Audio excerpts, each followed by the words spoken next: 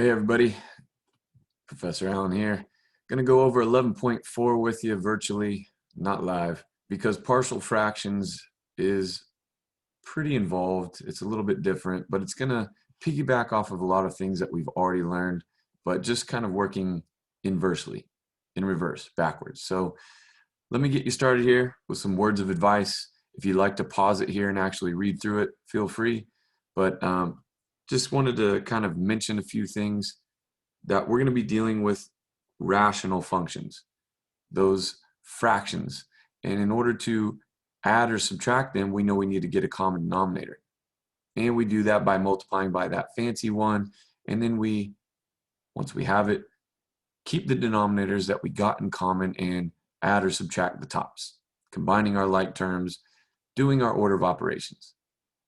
Well, now we're going to be given that finished product, and we're going to have to figure out what the original things were that we added or subtracted to get that.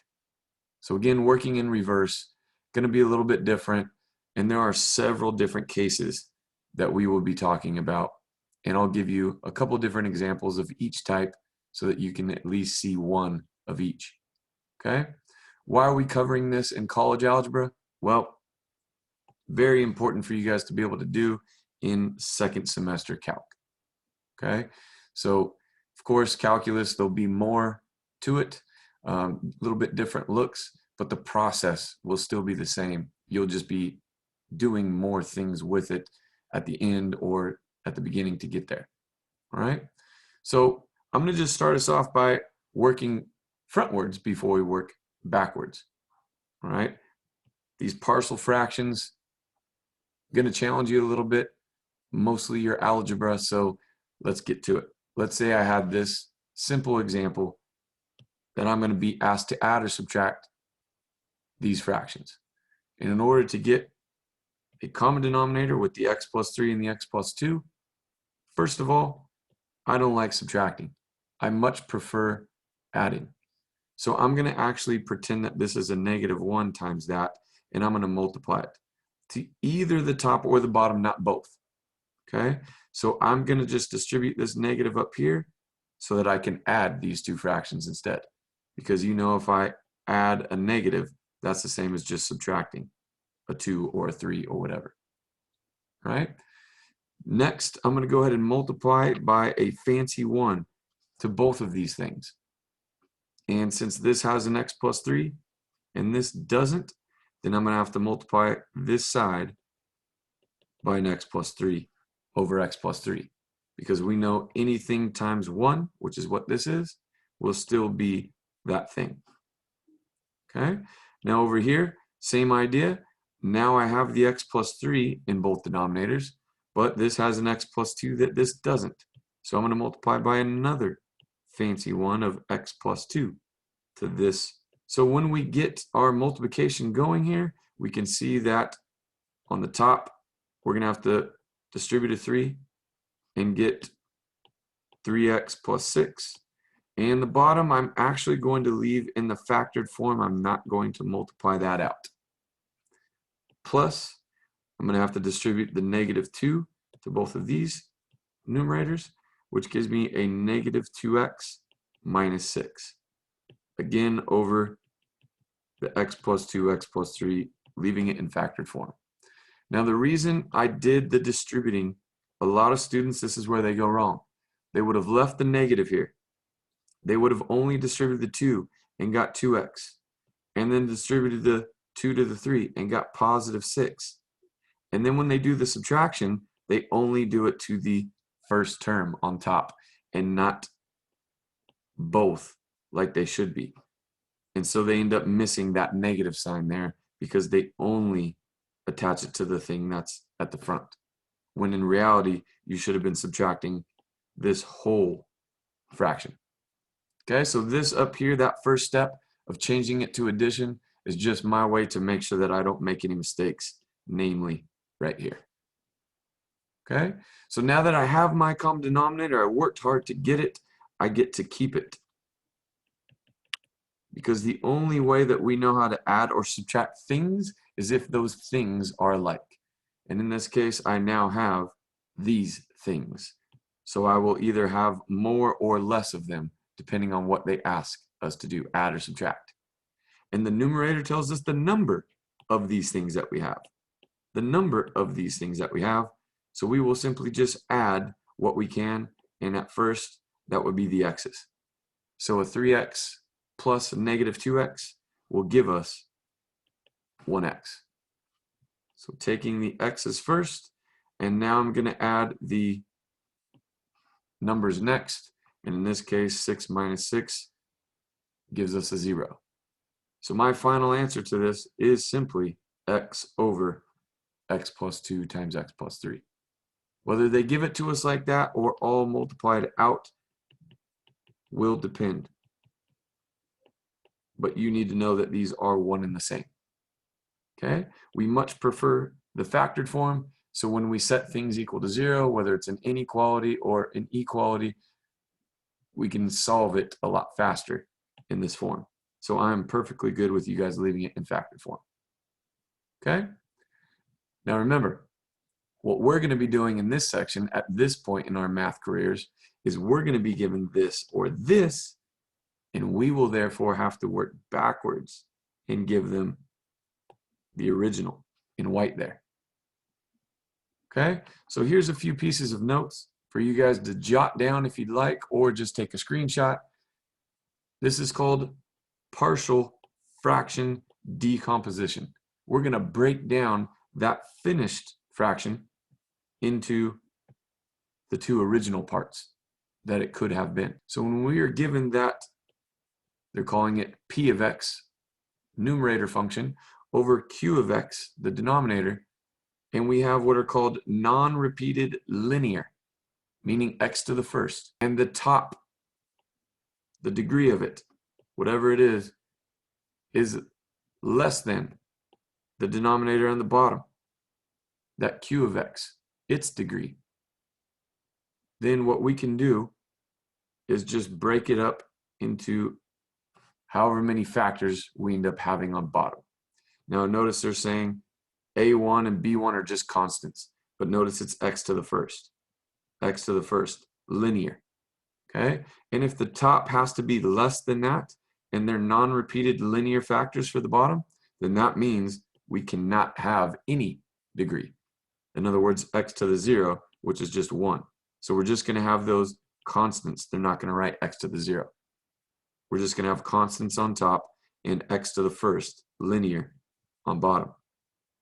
But we could have 1, 2, 3, any number of these things. All right? So what does that mean we have to do?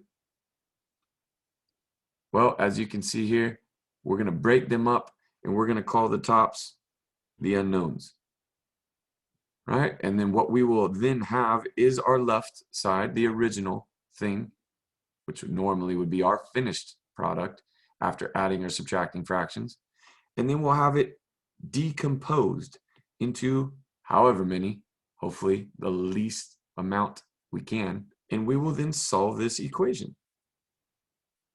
Just like we did way back when we were in Algebra 2, when we had these rational or fractional equations. We will try to get rid of these denominators so that we can just focus on the numerators and having that one equation that we can hopefully solve. So here's an example of that, calling it example 1, and notice the denominator, if we were to multiply it out, would be an x squared, and the top is an x. So what we're going to do to start this is split it up. And we're going to say something over the x minus 3 plus something else, they don't have to be the same, call it capital B, over the denominator, x minus 2. So I've split this up, and we know that these things, when added together, gave us that common denominator.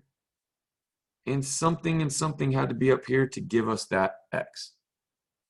So we will take this, now what we have just formed, equation, and we will try to solve this for a and b.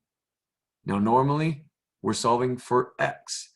But remember, we're just taking this expression and trying to rewrite it in its decomposed fractional parts. So that's what we've now done. And so therefore we are not trying to solve for x because there is no equation. We forced it to be an equation because we know that this side is equivalent to this side. We just don't know what these two things are yet. All right? So what we're going to do next, pay attention here, you want to make sure that you understand this, is get rid of these denominators. And the easiest thing to see is that this is the common denominator of these. So if I'm going to get rid of all my denominators, I'm just going to multiply by the common denominator. But remember, to keep it equal, you got to do it equally to the entire equation. So I'm going to have to multiply by x minus 3 times x minus 2. And this whole side, which actually has two separate parts, by that x minus 3 times x minus 2. And by doing that to each one of these parts, it will still be equal. Now, why did we do that? Keep in mind, we're trying to get rid of the denominators so that we can solve this equation for a and b.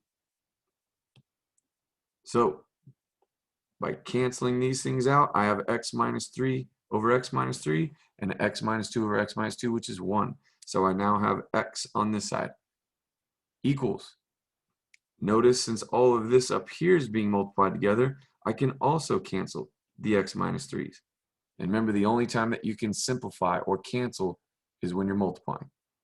And now I have the a times x minus 2 plus the x minus 2's would cancel to be a 1. And so I have b times x minus 3.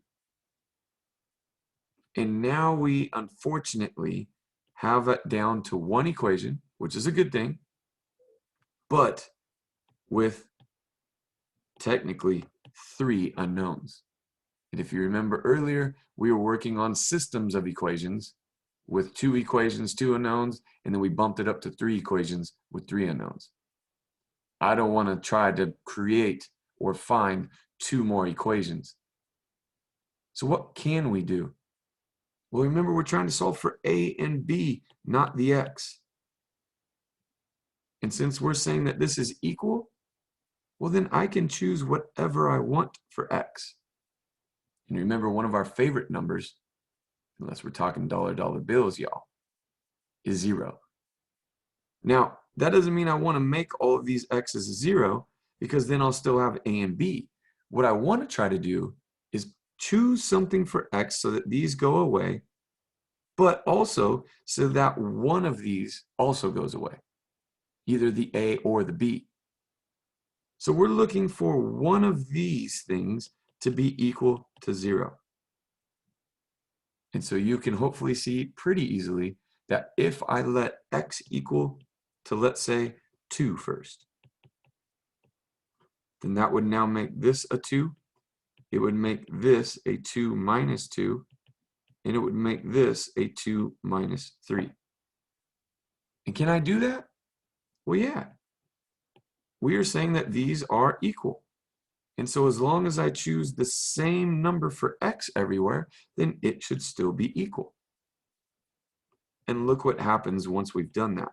Now I have 2 equals, this becomes a 0, and we know 0 times anything becomes 0. So that gets wiped out, and all we're left with is this, which is a -1 times b, which gives us -b, which now has one equation with only one unknown, and therefore we should be able to solve by either multiplying or dividing by negative, and we get that b, positive b, is equal to -2. Now remember, this is where it gets a little tricky. We're trying to fill these in. We know that this is our answer to our original. So now we're going to go back to what we had here in red, and we're going to repeat the process to now find the other letter, A. And if we're trying to find a, that means we want to now wipe out b. So what would we have to plug in for x this time? Well, hopefully you said it. We're now going to let x equal, to zero this out, a 3 would make that become 0. So now we're going to have, in place of this x on the left side, a 3. This x and this x will also be 3. So I'm going to have a times 3 minus 2 plus b times 3 minus 3. This becomes a 1 times a, which is a. This becomes a 0, which means this whole thing goes to 0. So I now have my a is 3, which means I can go back to my original up here in white. We were trying to figure out how that can be split up, which means we just found, because our a was 3, it would be equal to 3 over x minus 3. That is now our a value, plus b, which we found was negative 2. So we get negative 2 over x minus 2. Now again, if you'd like, instead of putting plus a negative, we could just rewrite that as minus a positive 2. But this, my friends, is your answer. And how do we know if that is actually a true statement? Does this equal that? How do you know if that's true? Do like we did in the beginning and actually add them. And hopefully you notice that I kind of fooled you. I already did this.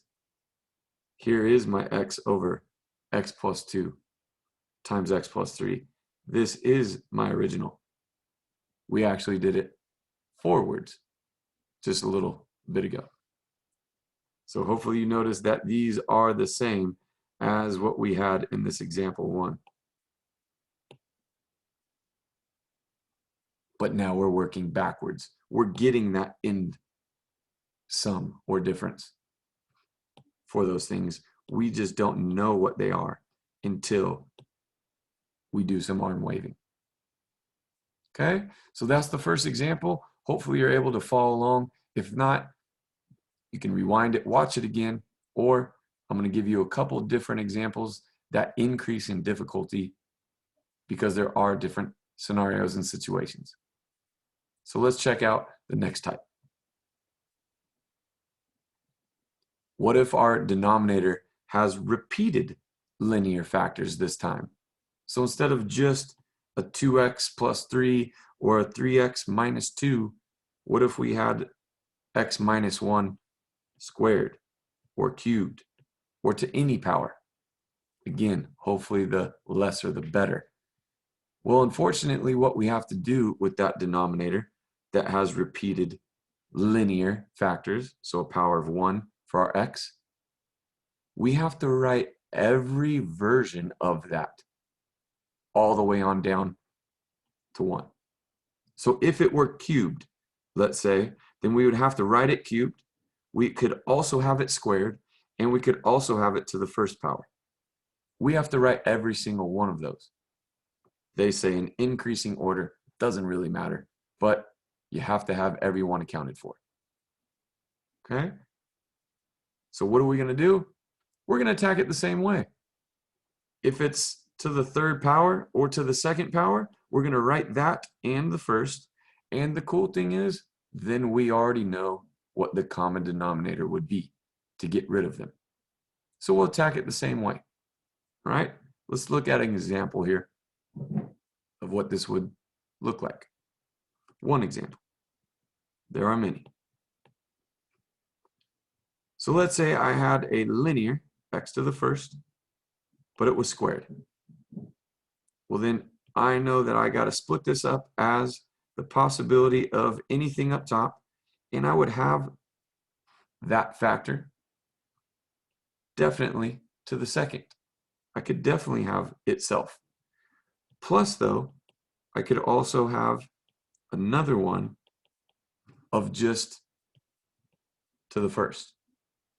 And I don't need to write it to the 0 because we know that is just anything to the 0 power is a 1. Okay? So whatever it is, that highest power, you got to write it all the way on down to the first. Whether it's in descending order or ascending order, it's up to you. Okay? Now, of course, I've set up an equation that I can hopefully solve, right? Which means I'm going to go ahead and take this and again multiply the entire top, all of these things, by that. So let me multiply everything, just the tops on these, because I can do whatever I want to an equation as long as I do it to everything, by the x minus 1 squared. And by doing that, I'm going to throw this over 1 so you can see it. What does that allow me to then do? Remember, you can only cancel when you're multiplying. Anything divided by itself becomes a 1. We now have 6x minus 11 on the left. These are all multiplied, so I can cancel those. And I'm left with a plus one of these would cancel with one of those. So I now have b times the x minus 1. And just like before, even though I now, instead of having my original equation, which had fractions in it, which we don't prefer, now I have this new version of it, which is this many times bigger, but it no longer has the fractions. We're going to try to solve this equation. But it has 1, 2, 3 different variables. And I don't have 3 different equations.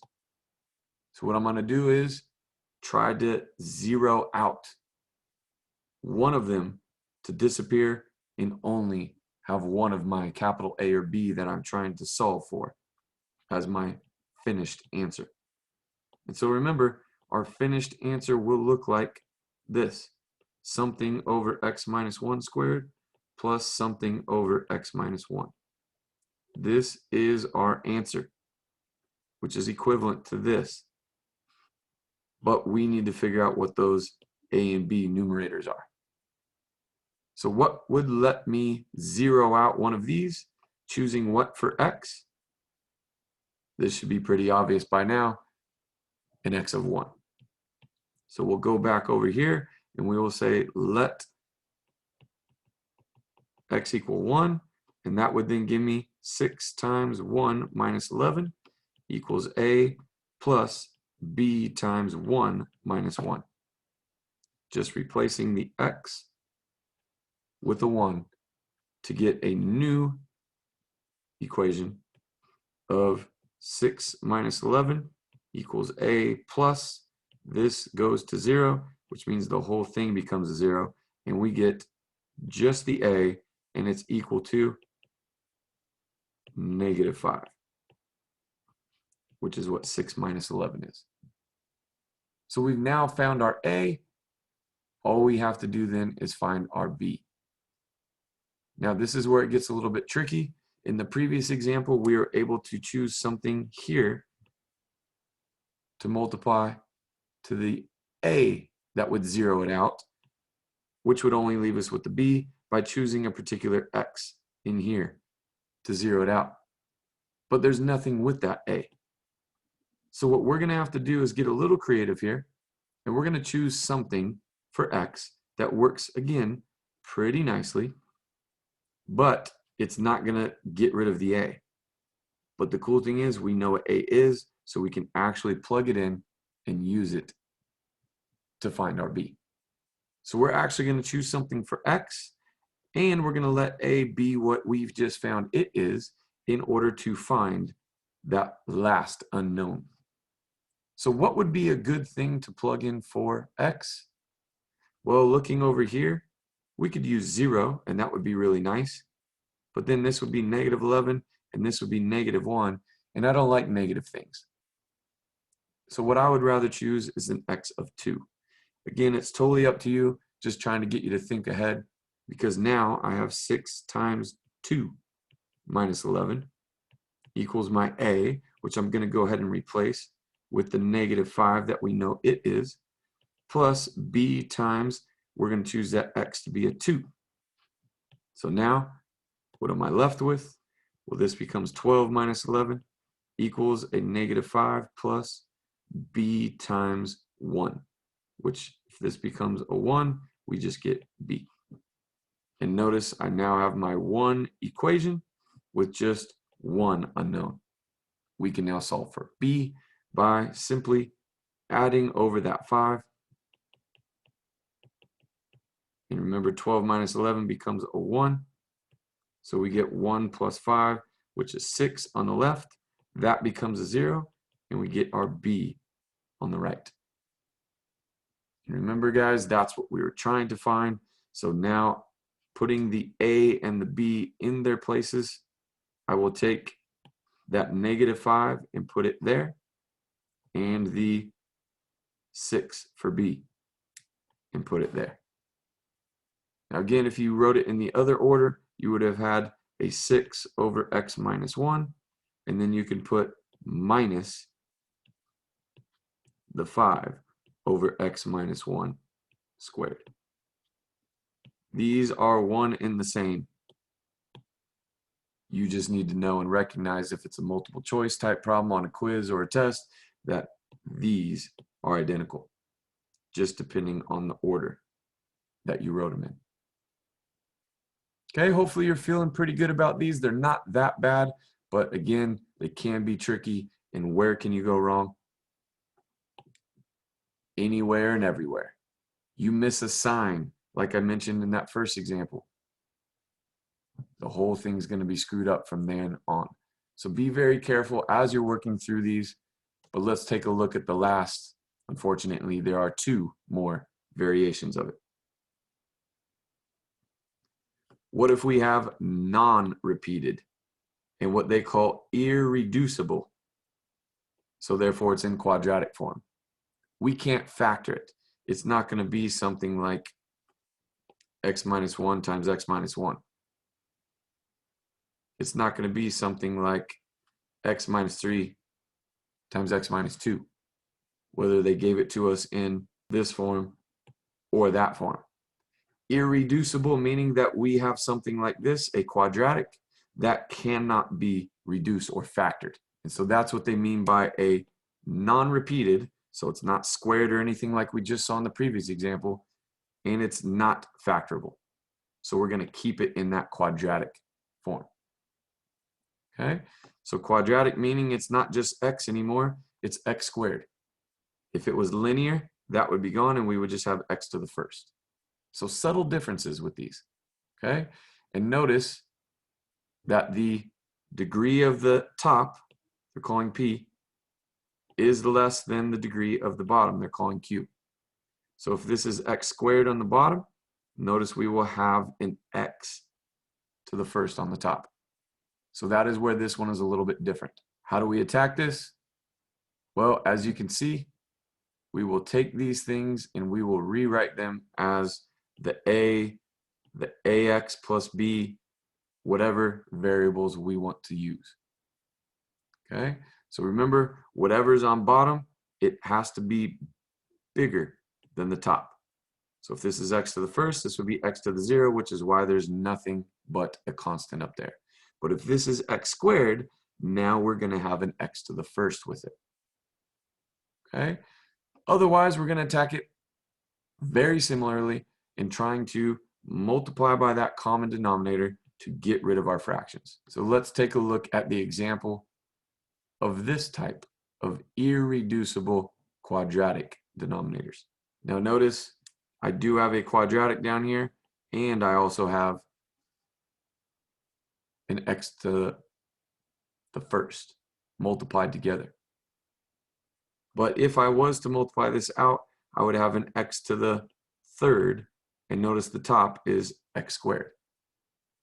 So how are we going to rewrite this? What is it going to look like at the start? Well, I'm going to say I'm going to have a over the x minus 1 linear factor. But then it's going to be plus b. Notice I have an x squared plus 1. Now be careful, just because it's x squared doesn't mean I have to put that and then put it to the first as well. The outside is not squared. Okay, that's a big difference. The inside, x squared, not the whole factor being squared. That's where we have to do the repetitive thing.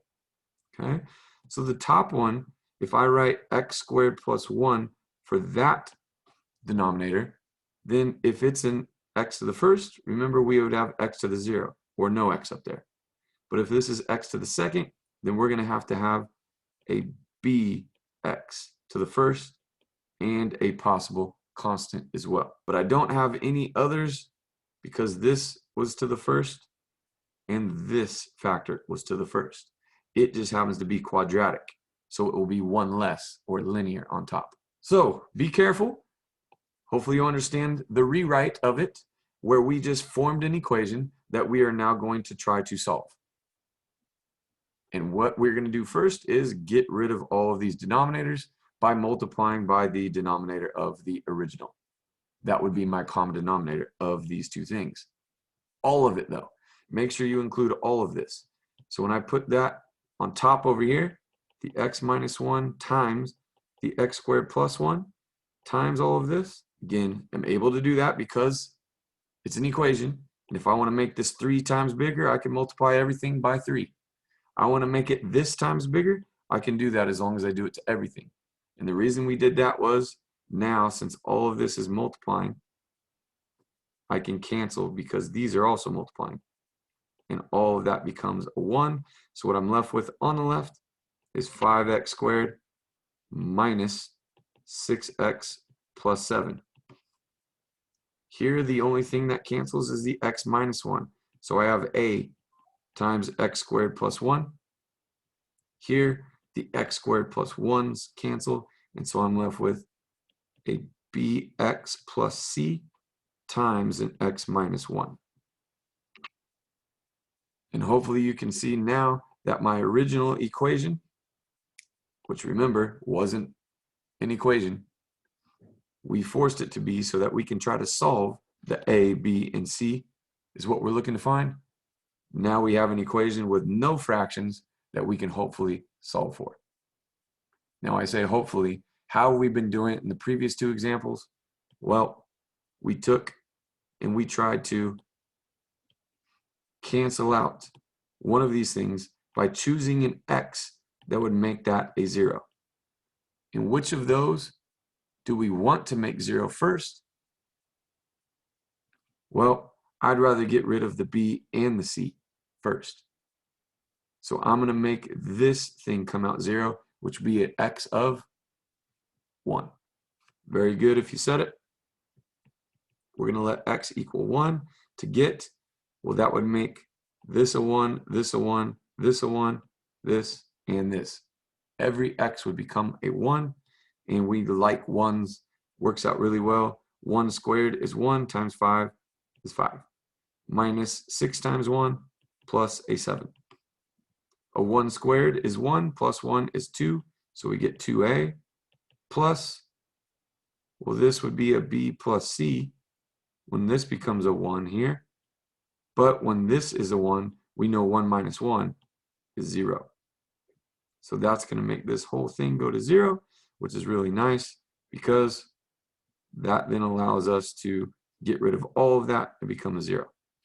And now we got this one equation with one unknown. We can solve for a. Let's clean up this left side. We know 5 minus 6 is a negative 1, plus a 7 would just be 6. So we now have a 6 on the left equals 2a, and we know 2 times 3 gives us 6, or you can go ahead and divide and finish it, but that's not necessary for me. Okay? I know that my a is equal to 3, which is a good start. We have one of our answers. We need b and c, though, to finish our answer. So now that we found our a value, we'd like to go back and try to find our b and our c. So since we just let this one equal to 0 by letting x be 1, and that wiped this whole thing out, and we're able to find our one equation with one unknown and solve for it, we'd like to then make this equal to 0, just like we've done in the previous examples. The problem is, whenever you square something, it's always positive, and when you add 1, you're just going to become more positive. So there's unfortunately no way to make this 0, which we'd still have a problem because we'd still have two variables, even if we let x equal something. So this is where it gets a little bit different. And I know you're probably kicking yourself like, oh man, I was just getting the hang of this. It was getting a little bit easier. I was ready to just flow right in with this third example the same way we did the first two. But as you know, we just add a little bit more. Things sometimes get a little bit more difficult along with that. So this is where we unfortunately have to get a little bit creative, and we're going to have to take and multiply some stuff through over here at the original equation that we took and rewrote, and we're going to have to distribute this a.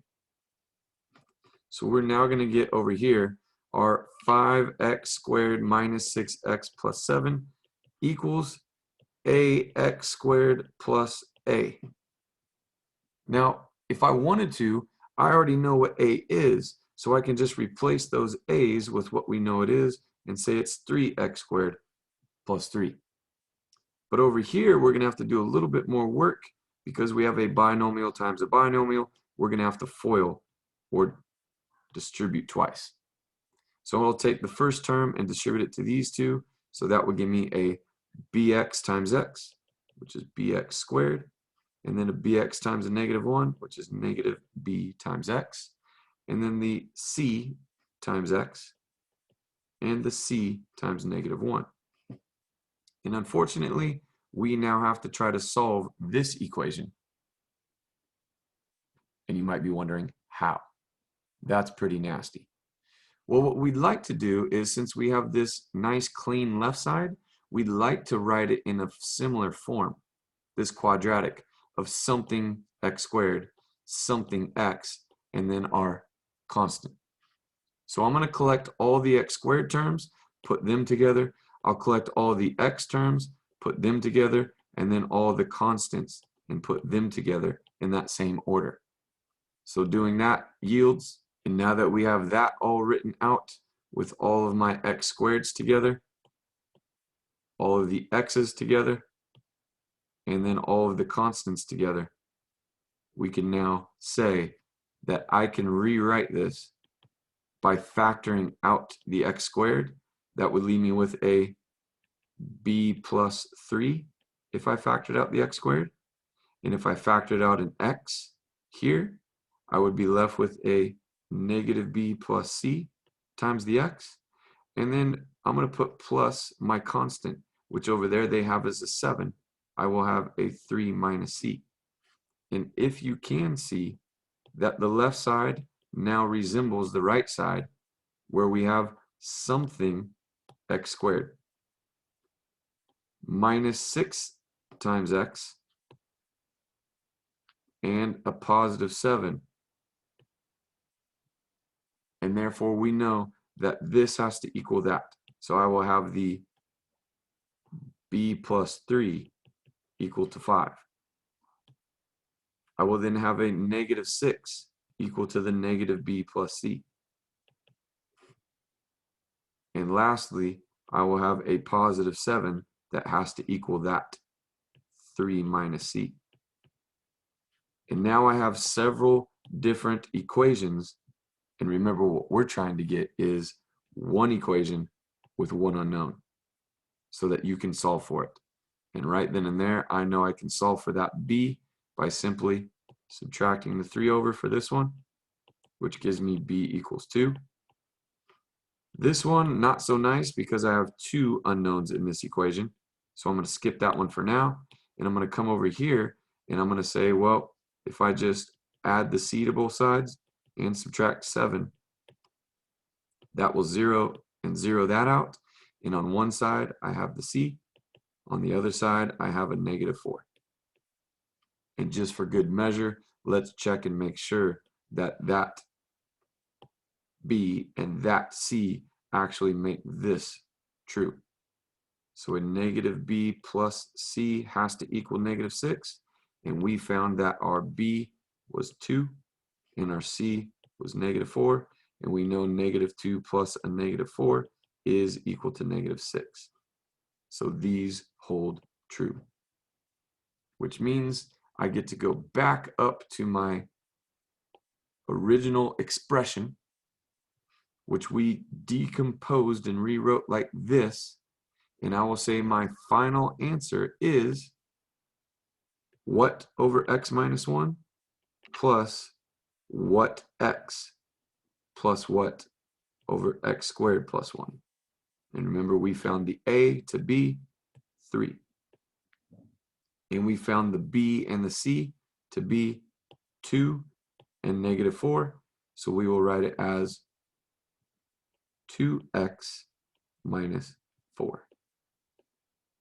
And again, if you would like to check to make sure that this is indeed equivalent to what you were given the final product of, you can go ahead and multiply by that fancy 1 to this and that to get your common denominator. Do what you need to do on top to make sure that you get the original. But I'm going to trust all of this work is correct rather than having to do it again going the original way that we're used to doing. Okay? Hopefully that one wasn't too bad for you, but again, where can you go wrong? Anywhere and everywhere on here. Be nice, neat, and organized. Make sure that you pay attention to your signs, and hopefully you understood what we had to do in that second part because we couldn't zero anything out like we could in the previous two examples. So we had to mimic the left side on the right side and have something x squared, so we could set those two somethings together. We had something x, so we could set those things equal to one another. And then we had that something all by itself so that we could set those equal, in hopes that we would have one equation that had one unknown. And even if this had b and c like this one did, then we can do our system of equations that we've been practicing all last week. All right? I wish we were done, but again, there is one more scenario that I'd like to show you, and that is when we have repeated, irreducible, quadratic. So now we have to kind of combine the previous two examples, where if we have a quadratic in there and it has some power, whether it's cubed, squared, or whatever, we're going to now have to write every scenario all the way on down to 1 to include every possibility. Okay? Other than that, it's done very similarly as the first three. So hang in there, practice these. They will get easier, but we're still going to try to get whatever the common denominator is. And remember, the bottom will always be 1 less than the top. So if we have x to the first, we do have a linear, then this will be no x. If it's a quadratic, then we will have a linear on top. And if there's multiple of those denominators, we have to account for every one all the way down to 1. Here's the fourth and final example. If you want to pause it here and test your skills, it's a challenging one. I know it looks it. Let's see how you do. If not, continue watching, or if you want to, like I said, hit the pause button and I'll go through it with you. Here's the last one. How first are we going to rewrite it? Well, if you can, you want to try to factor that. So I'm going to try to factor the inside of this, even though it's squared right now. I'm going to see if those trinomials in there can be split into 2 binomials. And I know that x and x is the only way that I can get the x squared, and the only way that I can multiply to a 3 is if I have a 1 and a 3. And I know my signs have to be the same to get a positive, and I know that they both have to be negative to get a -2.